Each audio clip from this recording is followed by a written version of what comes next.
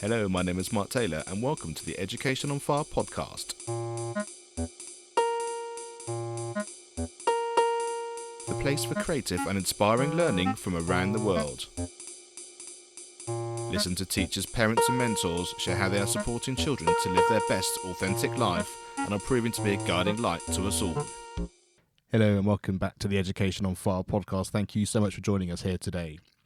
I'm going to be chatting to Dr. Anne Margaret Smith, and she is the creator of the ELT website, which brings together the best practice from the fields of English language teaching and specialist support for neurodivergent learners.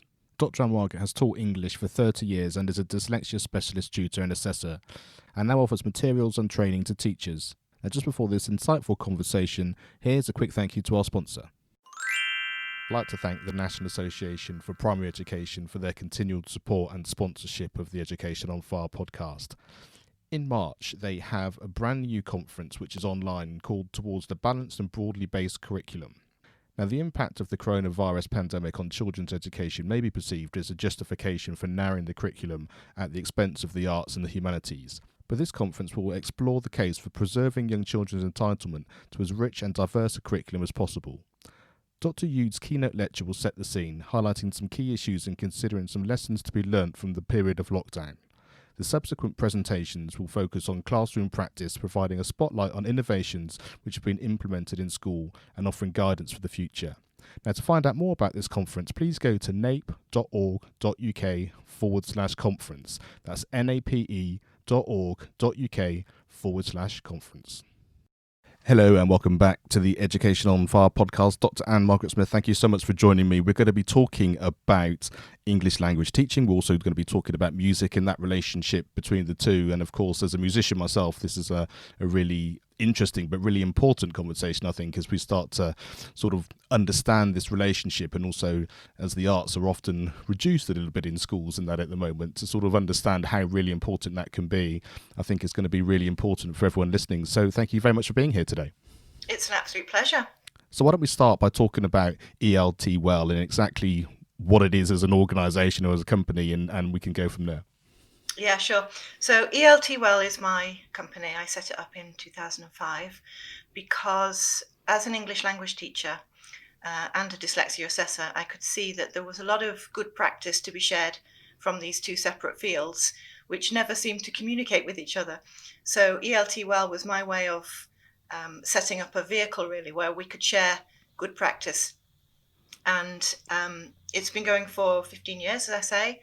And we support teachers who are working either with multilingual learners or neurodivergent learners, and particularly multilingual neurodivergent learners, both with identifying what issues they might have, what their barriers are, and also how best to support them in their learning. And in terms of your background and your expertise, is that sort of multilingual come from just working within diversity here in the UK, or has it been working abroad? So I started my career as an English language teacher about 30 years ago now, which is a bit terrifying when I think about it, but it's true.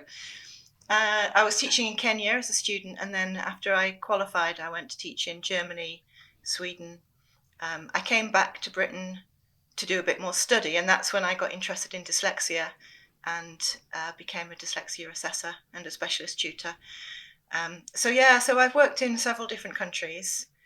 And although I'm based here in the UK now, I do still work across Europe.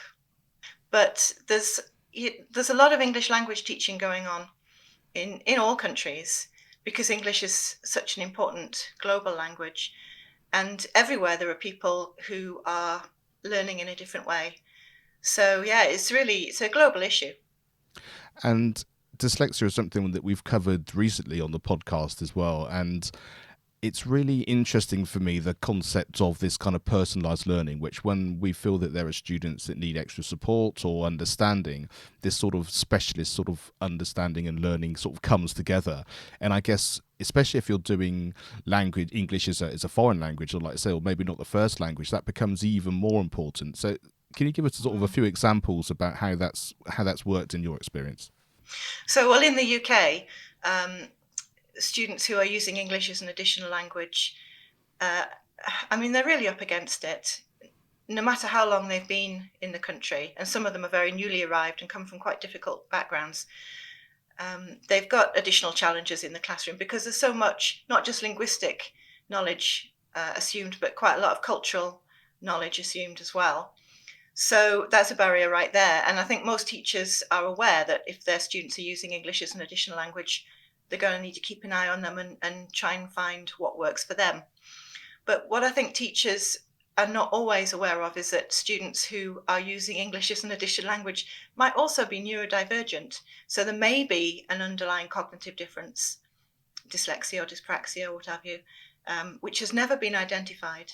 And it may be making it even more difficult for them to develop the English language skills that they need in order to access the rest of the curriculum. So, and this was a situation I was in when I was teaching English in an FE college, teaching ESOL. And I realised that I had quite a few students who had been in the beginners class for about 5 years. And I just realised that whatever we'd been doing, it wasn't working for them.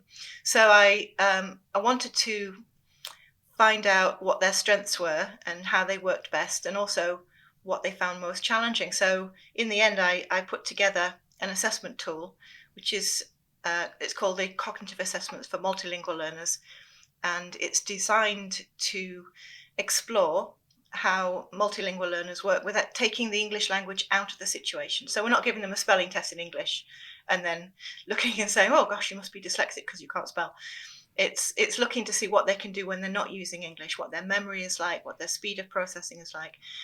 And when we know more about our learners generally, and I don't just mean their cognitive function, but when we know more about them, what experiences they've had, what education they've had, we're in a much better position to support them and to find ways that they will be able to learn most effectively. And so talk us a little bit about how you go about doing that in terms of supporting teachers and schools, because I would imagine it's something which is a really important and serious problem, and something which many people come across in this country, and it's not necessarily something which is talked about in the same way as you hear other kind of special needs conversations. No, that's right. And I think quite often I get called into schools because there's a disagreement. The SENCO will say that the student is, just needing to learn more English and then they'll be fine. And the EAL coordinator is saying, yeah, but they're not learning the way the rest of the EAL learners are. And so we need to look deeper. So there's sometimes a bit of, disagreement, professional disagreement about what the cause of the difficulties could be. And so I sometimes get called into schools almost to sort of arbitrate. So I take my assessment tool and I show teachers how to use the assessment tool so that they don't have to keep calling me in. They can do it themselves. So you don't have to be a qualified dyslexia assessor to do a screening. Although obviously if you're going to make a formal identification, you would need the qualification. So I show teachers what they can do. Quite simple things, really. It's not rocket science. And then they're often then happy to take it on. And if they need to screen other students, they will. And there's also an online course now, because this year I haven't been able to get into schools, obviously. So I've put the materials online, the course is online, so teachers can access it that way if they want to. And that's proving to be quite popular, actually, because teachers then can do it in their own time. Yeah, and I think that's been one of the real positives, hasn't it, about everybody just suddenly feeling more comfortable online and knowing that that's the case, and making the very best of a situation, obviously, which has been very impactful in so many different ways. But I think, like you say, it means that you can't go in and give that necessarily that one-to-one conversation, but you can do the one-to-many now, and I guess having things like webinars and presentations and that kind of thing, you get the best of both worlds. And like I say, teachers are so busy, to be able to use this as and when they've got the time must be a really positive thing. Yeah, I think it is. I think teachers have really appreciated that because I used to run courses, or I'd go into schools and train a whole team, or they'd get their neighbouring schools to send their SENCOs as well, and we do group training, and obviously that hasn't been possible. But actually, it's much more cost effective and time efficient to do an online course. And like you say, I think a lot of teachers are discovering that actually they're much tech savvier than they used to be. And for those teachers that haven't done an online course before in that way, can you just sort of in a very sort of simple terms explain how that works? It's not necessarily, I'm not going to go away and take an hour a week for 12 weeks or anything like that. Sort of explain sort of the practicalities of how that works for anyone who's not had the opportunity to do such a thing yet. Well, I mean, online courses come in all shapes and sizes. The ones that I'm offering at the moment, there's one which is 8 short sessions of 10 minutes each. That's the using musical activities and language learning. There's the assessing multilinguals course, which is, I'm just trying to get this straight now. It's 5 sessions, which each take about an hour to an hour and a half. So it's like 5 to 7 hours, spread out however the participant wants to do it.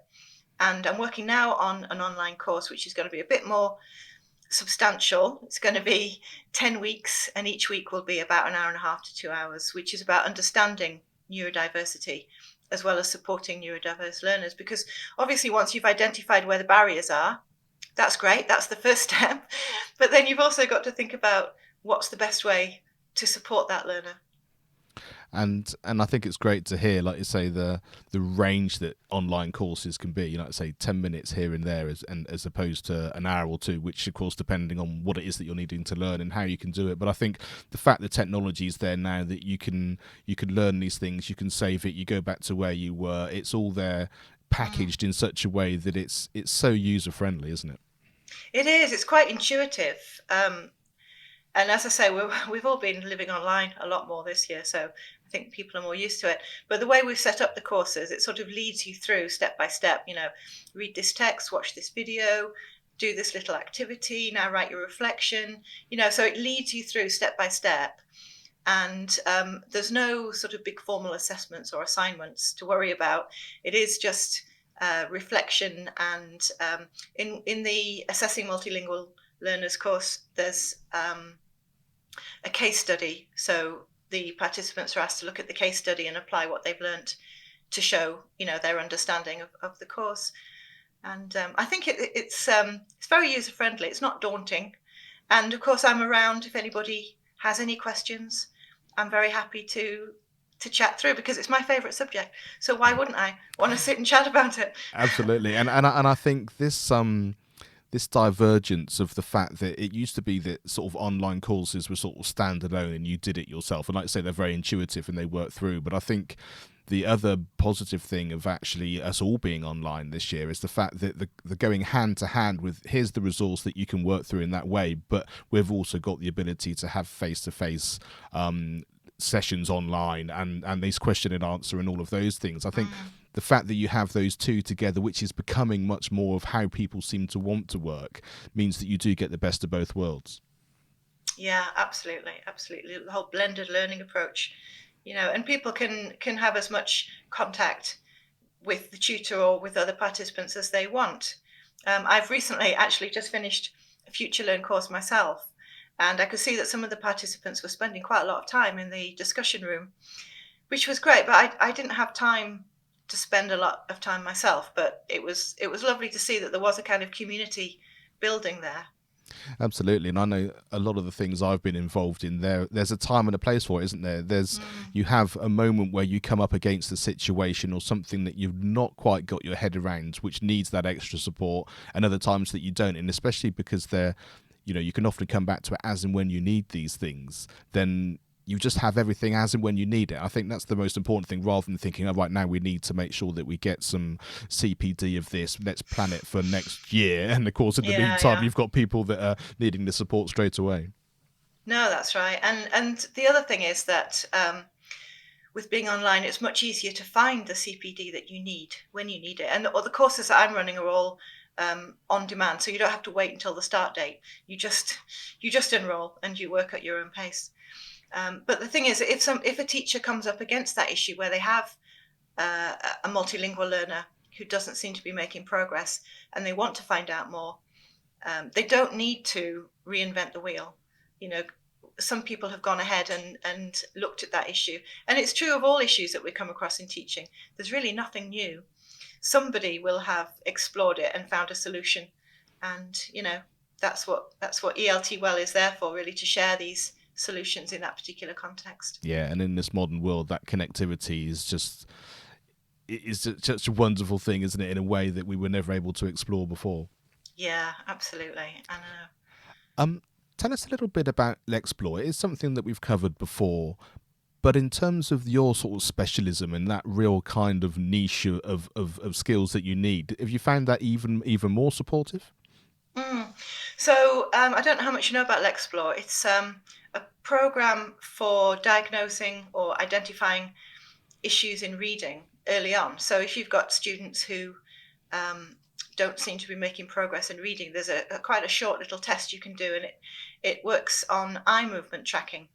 So it's really high tech, but it's easy for teachers to use.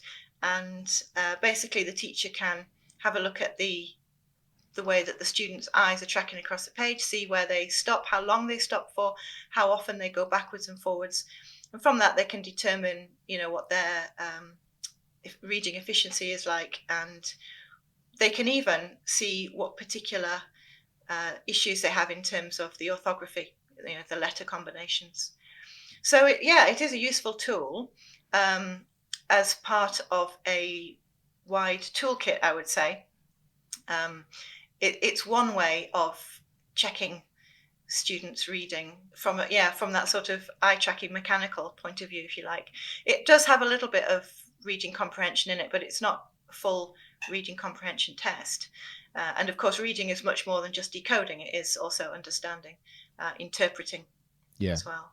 And I guess the biggest takeaway from that, from what I've heard you saying, is the fact that when you have children in whatever scenario that happens to be in your school or your place of learning, when you're trying to support them and you're trying to find out if there's a problem, or you're trying to find out their strengths, or you're just trying to sort of get as much information as possible, any of these things which can actually help you either confirm or dismiss something is going to help you get nearer, I guess, what the truth is, or much more understanding of that particular student. And then from there, it's all going to be hopefully a positive outcome as much as it possibly can be.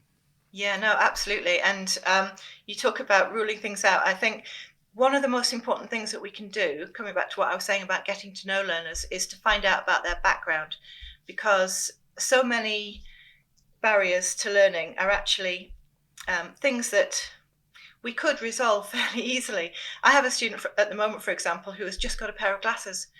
And she, for ages she was really struggling. And then she got some glasses. It's like, everything's fine now. So it could be that we just need to check, have they had their hearing tested? Have they had their eyesight? Are there any underlying health issues?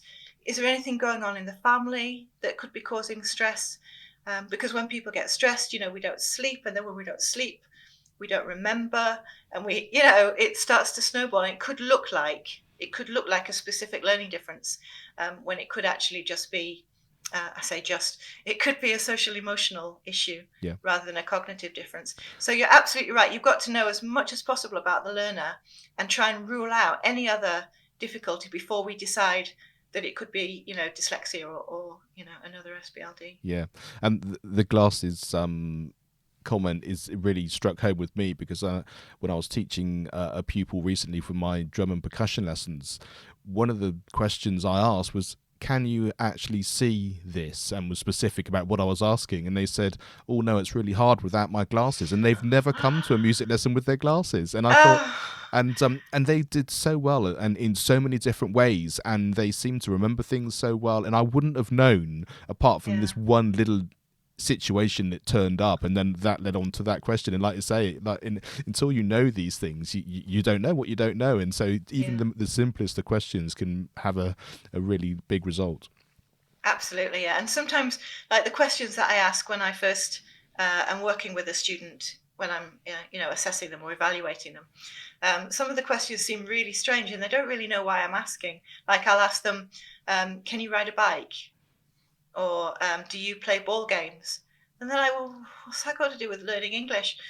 But actually, everything is connected. And if the student has trouble with coordination, balance, that could also indicate some issues, cognitive differences, which could be affecting their speed of processing, their the timing, the rhythm, which is all really important in language learning. So some of these questions that we ask seem a bit kind of Yeah, a bit out of the ballpark, but yeah, they all have a purpose. Yeah, and I think sort of taking the sort of that kind of ask the right questions or ask smart questions. It's, you know, ask the question, whatever that happens to be, which comes to mind when you're really investigating these things, and then you can say all manner of things can come to the fore which you weren't expecting. Can you take us? Can you take us into your music course a little bit more? Because, like I said, is that something I'm obviously very interested in, and tell us the relationship that you discover and you explore through that, and exactly how that works. Well, there has for quite a long time been a growing body of research looking at the relationship between rhythm and language development, particularly in context of working with dyslexic learners. In fact, the British Dyslexia Association actually have a music committee. It's that well established, the fact that music and language learning, literacy development are interconnected. And there's been quite a lot of research into obviously the spelling difficulties that many dyslexic learners experience and how that's connected to phonological processing. And some of the research indicates that the phonological processing is to do with the timing of the processing. So some dyslexic students, when they're processing sound, it's not quite in sync. The waves are not quite in sync, and so they're not processing it the same way that everybody else is processing the sound. So when they try and represent those sounds in spelling, it doesn't quite work. Sometimes they get the sounds in the wrong order, the letters in the wrong order, or sometimes they just get the wrong sound and therefore the wrong letter. So there's been quite a lot of research about that, and a lot of sort of practical research looking at how developing better rhythm can help dyslexic learners, which has been quite positive as well, particularly drumming. You might be interested to know. Absolutely. So doing drumming activities has been shown to help dyslexic learners develop that sense of rhythm that they need.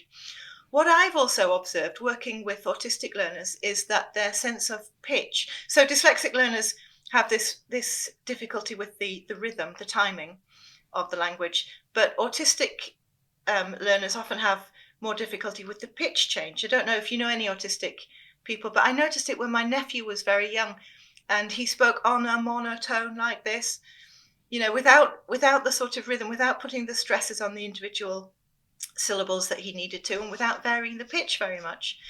And so I read more about that, and I found that is indeed quite common, that autistic people don't have that same sense of pitch. Not all, obviously. I mean, we can't overgeneralize, but it does seem to be more common.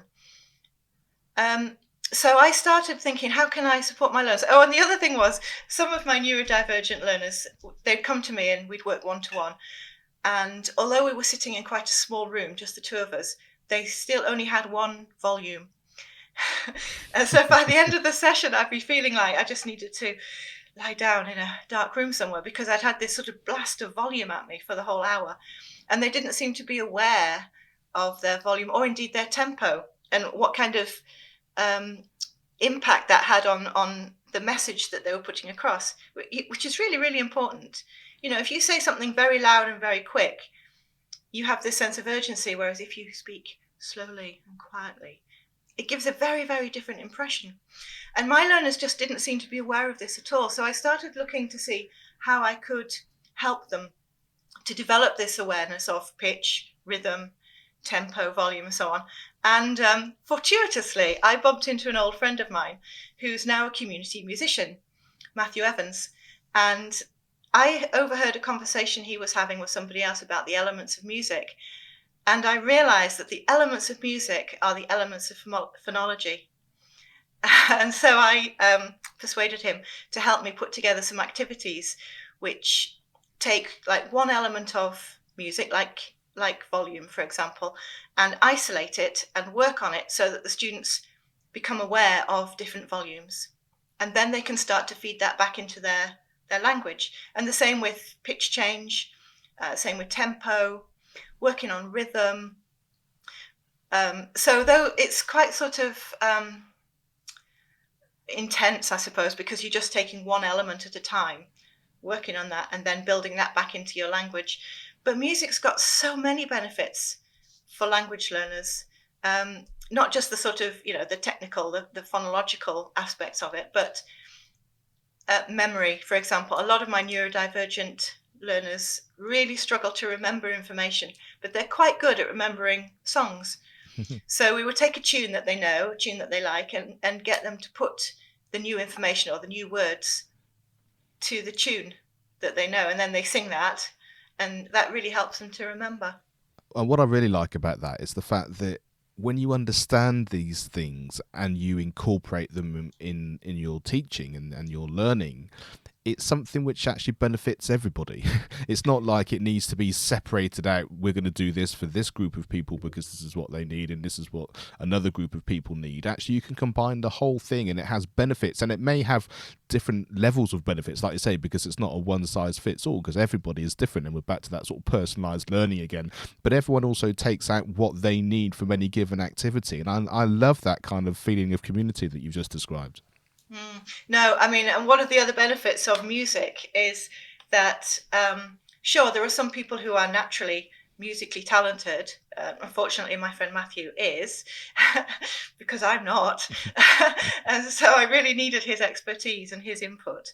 And in any class, you're going to get some people for whom that is their strength, and they may not have any other way of shining. They may not be academically gifted, but when we start doing musical activities, they get it and they can shine. And it's quite good for the students who are academically gifted and not very musical to feel what it's like to be on the back foot. But the other thing is that because, as you say, we do it with the whole group, so it requires quite a lot of teamwork, quite a lot of collaborative learning. So if you give the students some new words that they need to learn, and they have to put it to a famous tune, we sometimes use Happy Birthday or anything that they want to use. They've got to really think about how many syllables in the words, where the stresses are, how they're going to fit into the tune. So they need to discuss it quite a lot, and they need to work together and agree. So there's a lot of teamwork going on, and it builds relationships in a way that I think is quite unique to art-based teaching, drama, art, music.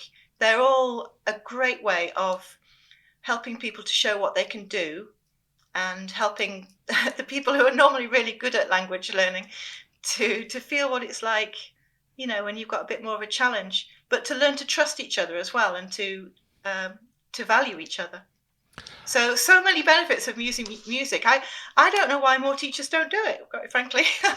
Well, I think this is why it's so important to have these conversations, because it, as we're going through this, it sounds like a no-brainer. Like you say, exactly. Why would you not? And I think there are some people who haven't had much experience of music, or certainly teaching music, and so they feel slightly scared of it, and that only gets worse the less it goes on in schools. And so there's that element to it, which I think, like you say, when you have a course like you've got, and you can explain it and show it, and they understand. The most important thing I ever got across when I've been doing workshops in schools is the fact that you're already a teacher. You already understand the pupils in your class. You understand how to communicate. This is just one small element, and we can show you what that is in terms of, like I say, whether it's pitch or rhythm or whatever games and exercises and learning materials that you're going to use.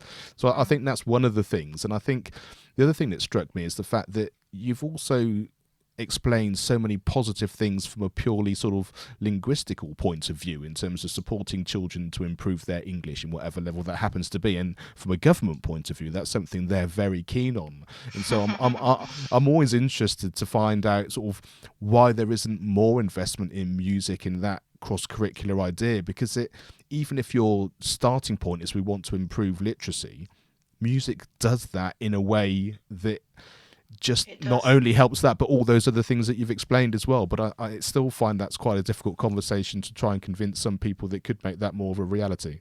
Yeah. But coming back to your point about teachers perhaps being a little bit afraid of, if they're not musicians, I would just reassure them that we recognise that not all teachers are musicians, but we've packaged the activities up in such a way that you can very, very easily bring it into your classroom and all the soundtracks and everything are provided. You don't have to start, composing, or you don't even have to sing, which is fortunate in my case. So, everything is there for you. You just have to set up the activity and press the button and let the students get on with it. And coming back to why I think music has actually disappeared from the curriculum since I was at school. And I think it's to do with who's in charge, and it's the neurotypical people who succeed in academia who then get into positions of authority in the education system, and they don't really see the point of it. Why would you need to learn in a different way? So if we had more neurodivergent people in positions of authority in the education system, I think perhaps we would see more arts-based teaching. I think that's really true. I think it's a really great point. And in terms of the current climate of diversity across the board, in whichever way that happens to be, then maybe that's a path that's worth treading and exploiting and having a conversation about more and more and more. So as we just finish off, tell people where they can go and visit to get your courses, to find out more about you, and just get even more of this wealth of opportunity, which I think is really going to help so many people. Sure. So the website is www.eltwell.com. And from eltwell.com, you'll find links to the resources. You'll find the music there, language learning and musical activities, LLAMA, as we call it. Mm-hmm. You'll find the cognitive assessments for multilingual learners, which of course is a CAML. And you'll find links also to comics like Deco Comics, which is another great visual resource for reluctant readers. And there's all the links to the online courses are all on that website as well. And of course, you can contact me through the website too. Fantastic. Well, Dr. Anne Margaret, thank you so much for being here. And I feel really excited when I have these conversations about the fact that I can almost hear people who have been struggling within schools, who are wanting to support people in so many ways, who aren't quite sure where to go. And I think now we can share this information, share people like yourself who can really help in such an easy way. Having these online courses and these platforms is just going to help so many pupils and so many students to thrive in their life, whatever their situation. So thank you so much for sharing that and for being here. Oh, it's an absolute pleasure, Mark. Thank you so much for giving me the opportunity to talk about this. As you can probably tell, this is my favourite subject. So I'm always really happy to have the chance to talk about it. Thank you. Thanks for listening to the Education on Fire podcast. For more information of each episode and to get in touch, go to educationonfire.com. Education is not the filling of a pail, but the lighting of a fire.